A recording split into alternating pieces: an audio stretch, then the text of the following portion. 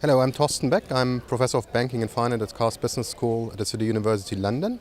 And I will talk today about whether and how Europe needs a capital market union. And I will start talking about the debate between bank and market-based financial systems, which one is better.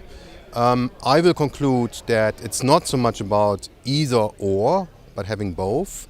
And with the observation that Europe has somewhat underdeveloped segments in the financial systems, including capital markets, but also other segments such as the private equity, for example.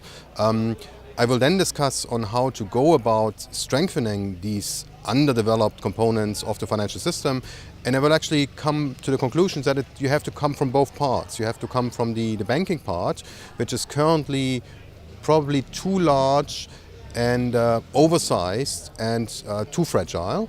And the banking union as it is currently being constructed, I would argue, is not strong enough yet. There's still elements to be put in place.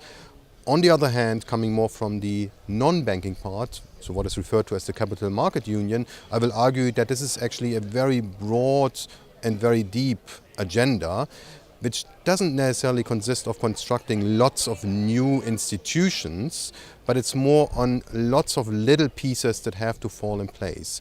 Lots of legislation, insolvency law, corporation law, corporate governance, lots of infrastructure elements related to the financial markets, for example, but also market processes that cannot necessarily be steered completely by government authority. So the construction of the capital markets union is going to be very different from the process aimed at constructing a banking union, and it will also be a much longer process, given that the weakness of capital markets in Europe has been something very persistent, has been something that came for a long time, for many decades. So it's a historic process, and resolving it will also take probably a generation or even more.